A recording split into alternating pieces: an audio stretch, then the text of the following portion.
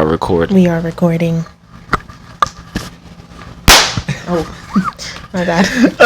Oh, wait, I want to get us one of those. That'd be fun. That would be cool. Oh. That would be cool. Hi, my name's Mason, and I didn't think the New York Knicks was going to win yesterday. My name is Todd, and I want watermelon. And this is What Are We Talking About?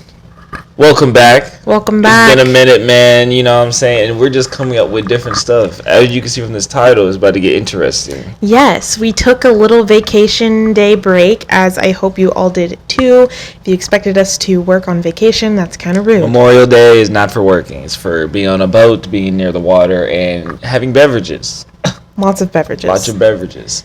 Mm-hmm. Of various strengths. Yes, potency. Yes. I said various. I didn't say that. I just said various. Various beverages of various strengths. That you want. You feel me? We don't like peer pressure here. I hope you enjoy your Memorial Day. We were enjoying it near a swimming pool. You know what I'm saying? We were having a good time. So hopefully your work didn't mess you up and make you work on Memorial Day. I'm so sorry for you if you did. Yeah, I hope not. In other news, what we've been up to is television. Yeah, watch a whole lot of television. We love a good run of television. For all of my Love Island boys and gals out there, we are live. Love Island is up. It's up there, and summertime is here. Summer has officially begun. So we will be doing Love Island strictly on TikTok this year. It's just easier. And then we will still just be doing our regular pod episodes on the YouTube and Spotify. Go over to our TikTok. We already have a vid up of the premiere. Go check it out. Live watch. Go check it out on TikTok. Go check it out. We'll probably do a live watch of every episode, every couple of episodes. If you'd like to see more live watches, let us know. It depends on your interaction with the video. If we see more people wanting to see it, you know what I'm saying, we're going to do it. But we're not going to just keep doing it if no one's watching. We're going to pivot. Right, we're going to pivot and give you guys something you want. So that's why your feedback is important. So keep up with Love Island. We'll keep up with Love Island. We are a little behind, but in the future you will get the previous night's watch the morning of the new episode. Mm-hmm. That is the schedule we are planning for. Give us grace if it mishappens. It's hard editing. It's a lot of content. Yeah, it's a lot of content. Yeah, but hard. We love it. Yeah. So, yeah, that is good. You know what else we've been watching? We've been watching a docuseries. We are back in our true crime bag. ID Discovery, all that on Netflix documentaries, Hulu stuff, man. We are all over on the streaming platforms watching docuseries. It's a hyperfixation we always have, but it's always a good one. It is. It ebbs and flows. It's always there, and right now it's at a flow. We will be hitting you guys with some back-to-back miniature doc deep dives. For sure. There's one in particular that we won't mention. Yeah. We just don't want to give that individual the spotlight that she wants. But, you know, shout out to everybody who was, you know, helping the victims, the two victims that were in it. You'll probably get it, but we're not about to support that. Yeah. Because it's just, no, we're not. It's not. It's a fame grab. Not gonna do it. Yeah. So. Yeah. The curiosity for the victims is great. Let's remember that that's who it's really about. But speaking of victims, Mason. Yes. I'm about to kickstart it off, man, because this is a very recent trial that's been going on, and the event happened in 2022. 2023. Or 2000. No. You were right. Yeah, I was right. 2023. And so now it's finally went on trial, and it was a verdict. It's the Rick Chow. Hold on, let me start that over. It's the Rick Chow trial. It's basically with Cyrus and things like that. And if you've been on TikTok and you've been on Instagram or YouTube, you've seen it, and even in the news. Just to paint a picture so we can dive into it, we off rip need to say we feel like the situation ridiculous. Nobody Yes. should die over a water bottle. Let's get all of that out the way, because I know the people are going to be like, Mason, Todd, like, how could you? We're going to talk about this in the juror's perspective, in a very down the line, no bias type of thing, and walk you through why the resolution came to be of him not being found guilty. But we also want to state our actual true feelings towards the trial. And yeah, it's ridiculous. Nobody should be killed over a water bottle. The situation No. definitely escalated to a point that didn't need to be, and it's unfortunate. RIP Cyrus, because nobody should have to go through that. Yes, we definitely are on the page of life is more important than objects in any way, shape, or form. And there is also circumstances in law that is put into place that requires prosecutors and defenders and attorneys alike to be very specific. And so I think we just have to keep that in mind and be careful, or be particular in who we hold accountable at certain points of Oh, for sure. the, I don't want to say the trial altogether, but just like the situation as a whole. So Yeah. So walk with me here as we really outline the Kent Law child trial, and you enjoy the ride. This is about to be very informational. So we're starting back in South Carolina. This is where the events took place, at Mr. Chow's gas station. Cyrus walks into the gas station with his book bag. He is told then to put his book bag at the front, because they don't like bystanders walking around with anything that resumes that they can stuff objects in. I guess it's in a bad neighborhood. I guess they've had previous encounters where people have tried to steal, so they did that. Then you go to the actual video footage, and as Cyrus is moving along the actual gas station, you see his wife, Mr. Child's wife, following her, and then Andy as well. So he is being followed throughout the whole. Andy is Mr. Chow's son. Andy is Mr. Chow's son. So they are following Cyrus throughout the whole store. You can see this on CCTV, the actual footage camera, and I'm pretty sure you can look up online anywhere to see it. This is where they were played in trial. And what's it called? They followed him. He supposedly went to a machine to where he can grab the water bottle, but he put it back. So it was very much suspicious situation all around. But it was also very, how should I say, prejudice maybe? Yeah. Because she is being followed throughout the whole store you can see her. She's following him, asking questions, things like that. So then he looks like he grabs a water bottle, puts it back, and then he walks out, tries to walk out the store. While he gets to the front, he's confronted by all three of them, really. And they saying, "Can you empty out your pockets, show me," things like that. He then, in fact, does show the outside pockets, down here. But his hoodie pockets, it does still seem like something's in his hoodie. So he does that, but he doesn't really fully show the insides of his hoodie pocket. So as he does that, he gets his book bag, goes outside, right? So as he's walking out, they follow him, and so he takes off running 130 yards. And then now we get to the information presented by the trial, the prosecutors, defendants, and the actual eyewitnesses, is that they chased him 130 miles. Yards. Yeah, miles is crazy. That man was needs to be in the Olympics. But yards, he fell. At this point, they discovered that Cyrus does have a gun on him, a loaded gun on him.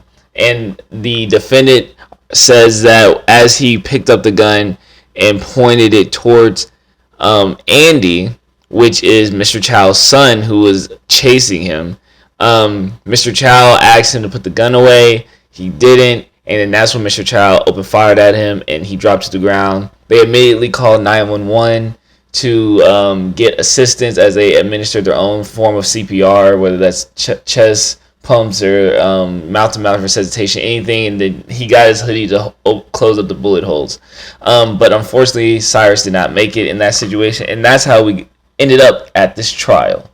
So that's the overview and the information that we got. Now we can start pulling in what we learned inside the actual trial, which is crazy. But before we start this trial, we have to outline why inevitably he did get off of this thing. And that is why in South Carolina, there is a stipulation to where the judge can decide what form of, I guess, prosecution that the actual defendant can be charged with. So with the actual evidence that she got, and we'll go into more detail in a second, she determined that this was either a murder, which is with malice and premeditated headspace and an attempt on a life in a malice way, or this was an act of self-defense. It was either one of those two things, and that's what a lot of people get, I guess, confused at, because they're saying, how can this be? There's so many different degrees of murder. How can it just be two choices, one that or the other? Yeah, and I wanted to expand on that because of where the incident took place and where they decided to host the trial, the way they define murder and the way that they do their charges is there's not a first degree, second degree. It is murder or nothing. It either was, like Mason said, it either was an obvious attempt to have the malicious intent to murder, or you didn't. It is those hard, two sides. So, yes. And then you might get into it a little more, but then the secondary is the judge also gets to decide, or the judge decides on if the prosecution is allowed to have a supplemental charge as well, for like as a backup, I guess. Yeah. So yeah, basically the jury was not giving it an option of a lesser degree of murder because the judge found that this particular situation didn't call for it, basically. That's all that we're kind of trying to describe. Yeah. If you're thinking about like involuntary murder, I was to say by lesser degree, Mason is talking about charges like involuntary manslaughter, things of that. Those kind of lesser that don't kind of go up into it being actual murder, the ones that kind of more align with accidents, so to speak. So those are the lesser examples of lesser charges that Mason means. And in this situation, it was, between either one of them, between that. So let's start with the prosecution. For some reason, it is a natural notion that we all think the prosecution has the ball in their hand. The ball is in their court every single time. When the law very much shows, and from the docuseries that we see, is that the prosecution is really an uphill battle every time they step in that courtroom, because it's innocent until proven guilty, and a lot of people forget about that. So it is an uphill battle for the prosecution, and because of the pretrial and the evidence that was shown, it even made it even more steeper hill, because now it's one or the other, and now we can't just like take a plea deal on like one of a lesser sentence or things like that. That's not on the table. It's like, you got to prove that Mr. Chow killed this kid, premeditated and with malice kind of thing. And that's pretty hard to do in this situation. So that's where the actual defense comes in, Sean Kent. And he did this sounds terrible, a great job. He did a great job. Like, I have to give kudos where kudos is due. And the thing is with the prosecutors, I'm pretty sure that was law enforcement and officials, so it's by the state. So the family actually hired Sean Kent, basically personally, because he was such a good defense attorney. It clearly showed in the courtroom.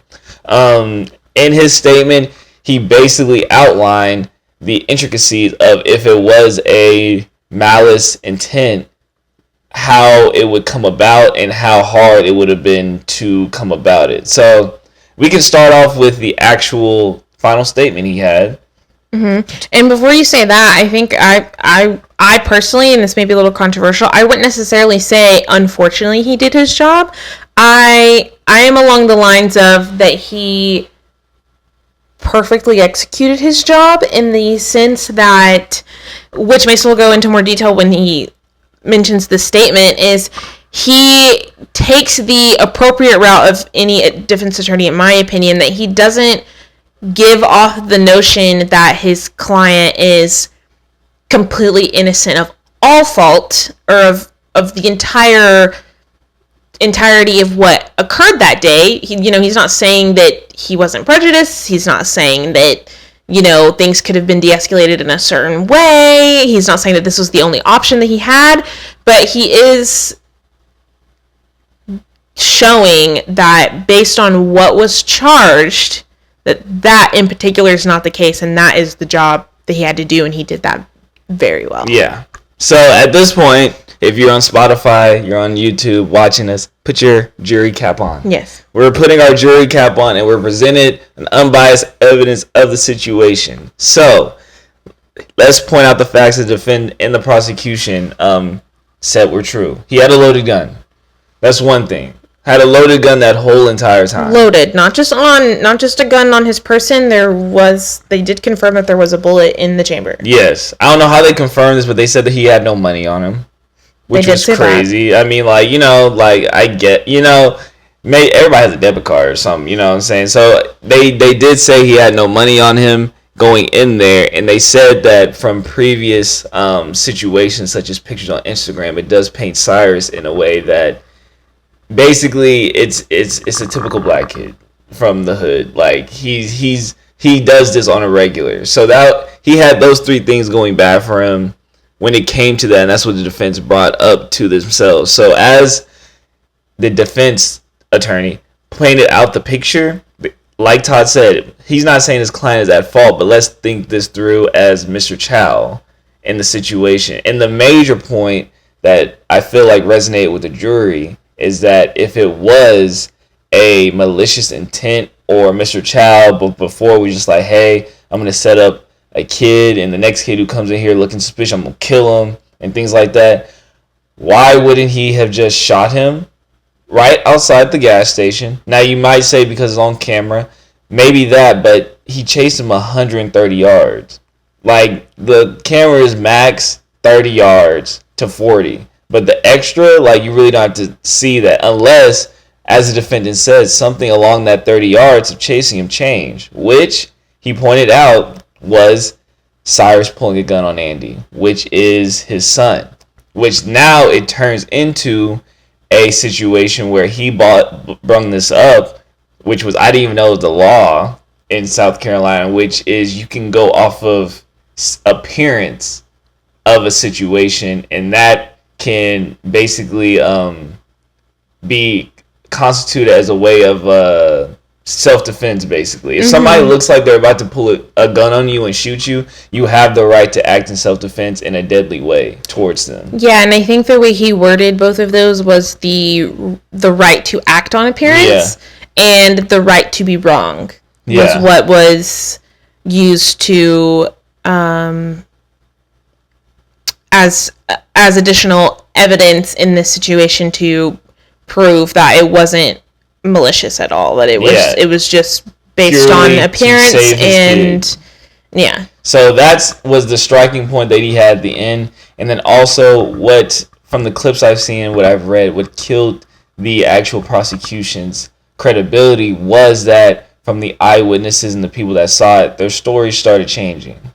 That's a big thing that can hurt you, because on the defense side, they use the camera footage, they use the actual evidence that was found on Cyrus, and they had 3 witnesses from their side that actually accounted the whole situation, which is Andy and his parents all saying the same thing, which is a much stronger basis of evidence than the prosecution, where their stories are changing and it becomes speculative. Well, you know what I'm saying? So that's where it kind of took a turn in the whole trial when it came to that. And then he pointed out the strategic manner that him and his son would have been on point in that moment to call the cops, 2 different cops.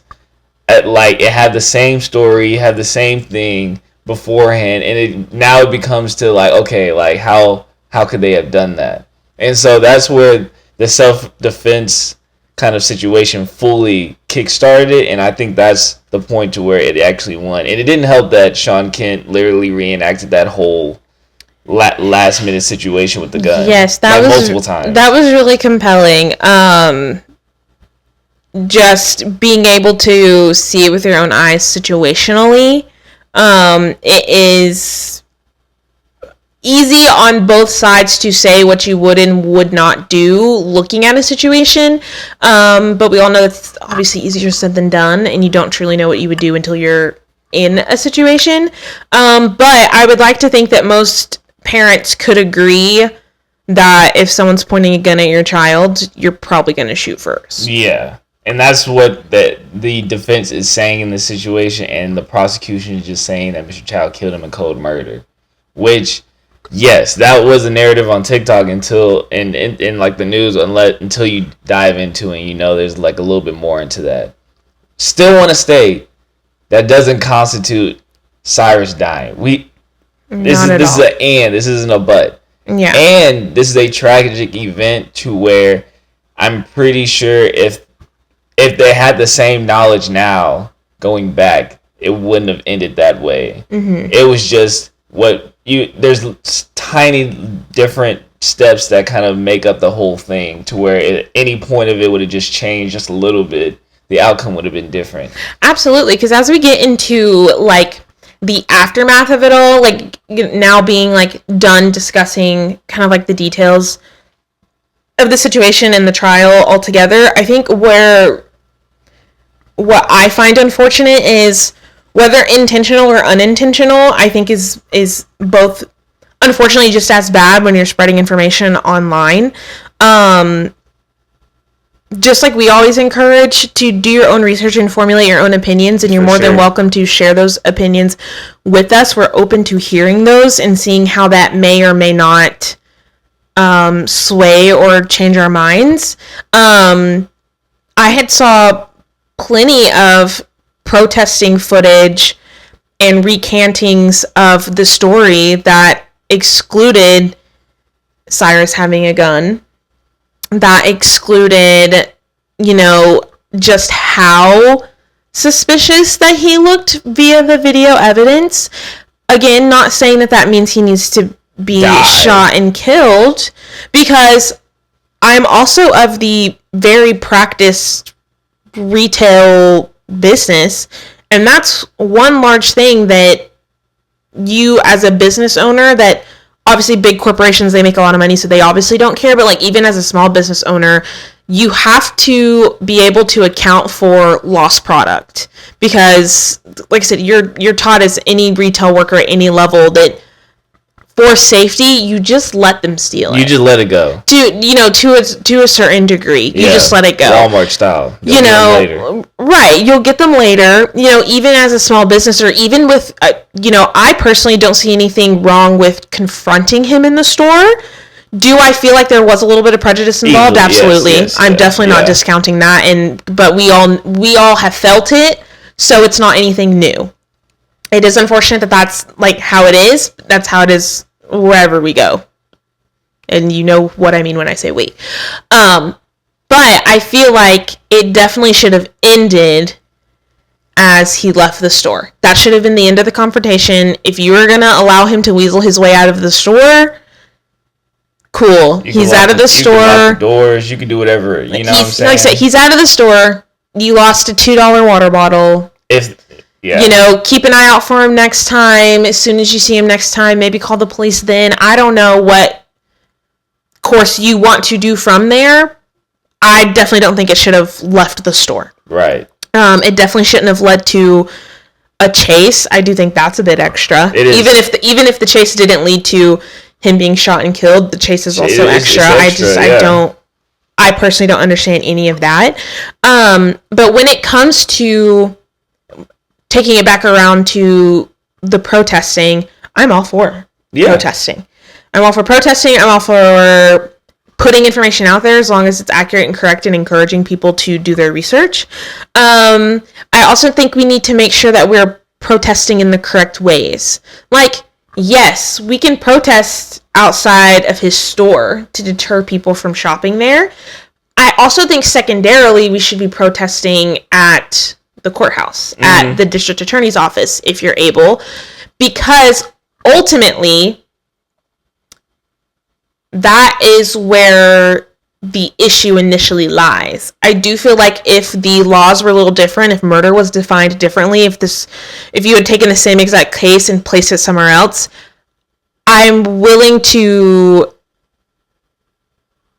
be certain that there would have been more jail time than just his jail time awaiting trial, because he would have been convicted of something. And I don't mean that as a, okay, we can't get him on this, well, let's find it, like, let's try to find a way to throw him in jail. I just feel like with the evidence presented, there is still a life loss, and I feel like there should always be a consequence in that instance. In this particular, especially in this particular instance. Now, there's, like you said, there's situations. There's situations, for sure. I feel like in any instance, whether it's intentional, most self-defense, even then, and even accidental things because of negligence, I personally feel like there should always be some sort of consequence, whether that may not always be jail time, of course, because I do think jail time is a harsh thing. I do think we have to get back to being a place where consequences bad actions, even accidental ones, do have consequences to them.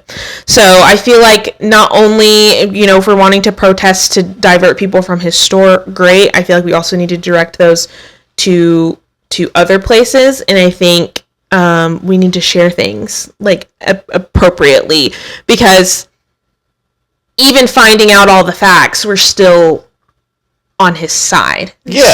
Because you shouldn't lose your life over a water bottle. You shouldn't lose your life over a water bottle. You shouldn't lose your life over a water bottle while just so happening to be carrying a loaded gun. I personally don't even feel like him having a loaded gun is any reason for him to also have died. I don't think that either. I am willing to bet that it probably wasn't even a malice pointing by Cyrus. I feel like it was one out of fear. But I also feel like it may have been more of and this is going into speculation here, obviously. I feel like it also could have been more of oh shit, I dropped this.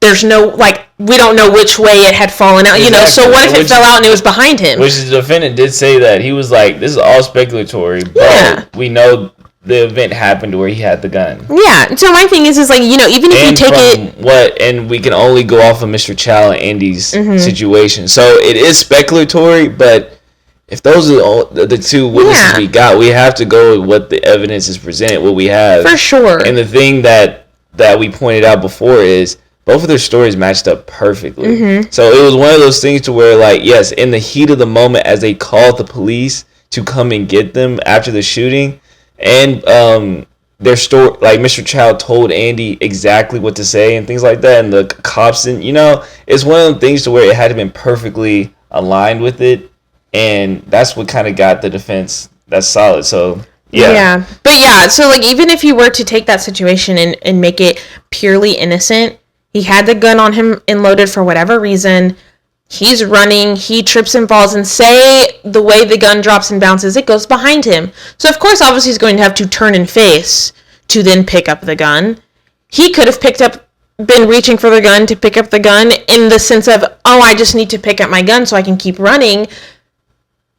But thinking in an overly sympathetic way, as just a person with family and with people that I care about, but even kind of in a parental mind frame, are you taking that chance? Yeah. So So So with that, now I hope you have a good insight of it. Just to reiterate, the Jenga tiles or the Jenga blocks of what made the whole tower fall is the state of South Carolina's lawful rules that they have to follow. Yeah. The judge, I don't know if it was a guy or a girl, but the judge making the decision to where it either has to be an all or nothing thing, to where it was a malice murder or it was an act of self-defense. Yeah, not allowing lesser That's the second one. The third one is the prosecution using eyewitnesses as one of their main, I guess, priorities when it came to trying to prove Cyrus's innocence and Mr. Chow's downfall, because their stories didn't line up. And then finally, the defense hammering home the video, and I guess in a way that is concrete evidence that led up to the situation, while also using his defendant's eyewitnesses of what happened off the camera, and their messages, and the way they spoke about the event was very accurate to all of their accounts. Yeah. So that was the downfall of what made this tower fall, and why Mr. Chow was found innocent. And the thing is, like, you can feel any way type about it, but that's what happens in most of these docuseries when it comes to, I guess, the final verdict. There's always protests, there's always this and that. Like, we have a recent one with Carmela Anthony. Very waiting to see that, because I grew up in Frisco, so I see my own self. You know what I'm saying? Like, high schoolers. Like, you know what I'm saying? Yes, he killed somebody, but like, let's make this a just way, and that's what the jury was. Unfortunately, for the defendant's side, he just leaned more towards that. Like I said before this, we have to put our jury caps on. Yeah, from like I said, what they have to, as impartially and unbiased as possible, answer the question of the charge. And I do believe that is what they did. Obviously, as we wrap up, just to reiterate, obviously, no life is worth an object. We do both genuinely still believe that it is justice for Cyrus, because not that the system, again, unfortunately has holes that has failed for correct consequences to be held, whether that be in defense or maliciously. I think that regardless, like, there are ever present holes. I am leaning towards the side of from what evidence that we have seen, that it wasn't malicious. That doesn't change that Cyrus is still gone. It still hurts. So it's still bad. He still didn't get the justice he deserved, in my opinion. Whatever that looks like to most people. And I have seen the opposite side of, with Mr. Chow now being made innocent, and some people complaining about, what about the 3 years he spent in jail? Well, he kind of needed those, I think. Yeah, he wasn't safe, bro. You got to go into witness protection during cases like this, and for his mental too. Like, even aside from that, I mean, if that's the only punishment he gets, I mean, it is what it is. It's unfortunate. Like I said, it is unfortunate that has shaped to be the only punishment that he has received. Yeah. Some people may think it's long enough. Some people may not. Like I said, the law was set up in such a way that this is how it turned out. There are cases that we look at and you're just like, how the heck did they get away with that? And once you do your research, sometimes even when doing your research, there's still that little bit of, I don't get it. But with this one, I feel like it was very apparent, like, oh, that's how, that makes sense. And this is why certain things need to change, not necessarily just the crazy evil big bad. It's just one of those systemic things, unfortunately. There's always more than the eye can see kind of thing in these situations. So yeah, just if you don't get anything from this, do your own research, form your own opinions. If you agree with us, like, please comment it. If you don't, please comment, but give a reason. Don't just put a sentence and be like, you're wrong, or things like that. Or if you have other information, evidence that I missed, please let me know. But we know that he didn't steal a water bottle. We know that, but we also got to know the steps to where it led up to that point. And it's just unfortunate, man. You can kind of paint the story from that. But yeah, that is the trial, the Kent Law child trial that's going on. If you want to, it's all over the news and TikTok. So if you just type it in, you'll find it, and you can actually see footage from inside the courtroom and things like that. Should we start? the talking about the next one, or should we just wait until next time? I feel like we need to wait. I feel like we should let you guys digest this. Have some fun, do your own research with it, or if this was enough for you, that's fine. I will go ahead and give you the title of what it was. It is a Netflix limited docu-series. It's 3 episodes, 45 to 50 minutes an episode. It's the American Murder Lacey Peterson story. Like I said, on Netflix. That one is a doozy.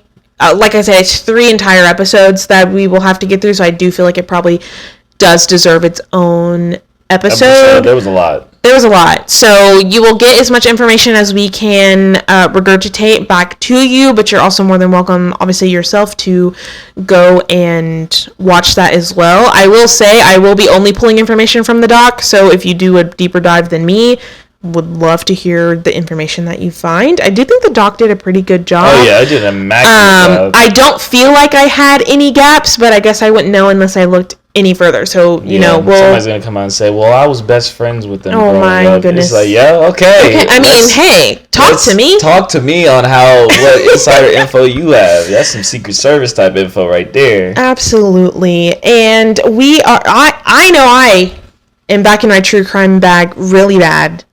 And if there are any true crime girlies out there that love a good podcast, I guess the true crime homies too. I have been listening to. Yeah. I have been listening to Sisters Who Kill. It is available where you get your podcasts. Oh, I love them. So it's these 2 best friends. I thought they were sisters, but they're best friends. These 2 best friends, and they do stories about black female murderers. And they call them murderesses, and I love it. They're about to comment under this. Like, I really hope so. That would be so exciting. Oh my gosh, I would love that. They actually do black-owned small business shout-outs on their podcast.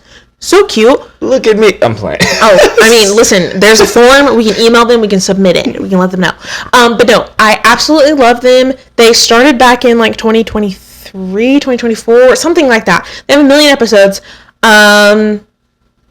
I am not all the way caught up. I just started listening to them recently, but I love it. It's a good vibe. It feels like you're just sitting talking with your friends, which I hope you get that same vibe here from us here. This is a conversation. That's why your engagement is recommended. For sure. Don't make me make it required. But no, this is not sponsored. Okay, I think that you guys would, if you like this episode, I think you guys would enjoy it. Not sponsored whatsoever, though it would be a joy to be in the future. Oh, for sure. But you know who we are sponsored by, though? You can tell us? Sign Me. Available on the Apple and Google Play Store. Find your perfect Zodiac match. It's a Zodiac compatibility app that matches you with others based on your Zodiac sign. But there is some reworks coming up. Major updates coming up, and it's going more of a lifestyle situation. So more coming in the ether soon on all of our social medias. Please follow us on social media where you can find pretty much all of our stuff. I got interactions on 3 Stacks Reacts. There's Sign Me app on Instagram and TikTok, and on TikTok is Mace 3 Stacks. So go follow that, and we have some new socials as well, new brandings and things like that coming up in the ether. Yes, so I have relaunched my media page / media business in my entrepreneurial bag as well, just a little bit, un poquito. That is going to be leannebauer.media on Instagram, so you can find it there. It is also on Facebook, if you're still on Facebook, and just gotta get out there. But my personal socials as well is Tatiana.Leanne on Instagram, tb.tbauer on TikTok, and then of course don't forget to follow the pod on whata.pod on all social platforms, Instagram, TikTok, and on YouTube as well. And Spotify. We love our Spotify. Love y'all, man. The viewers over there. Y'all are dedicated on Spotify, and I really appreciate that. I appreciate it, man. But yes, this is sponsored by Sign Me. Go download it now and find your perfect match. Find it, because we're gonna find our perfect match with documentaries with how we're about to see. So yes. Thank y'all, and as always, we love y'all, man. Thank y'all for watching. Catch y'all later. Thank you. Bye.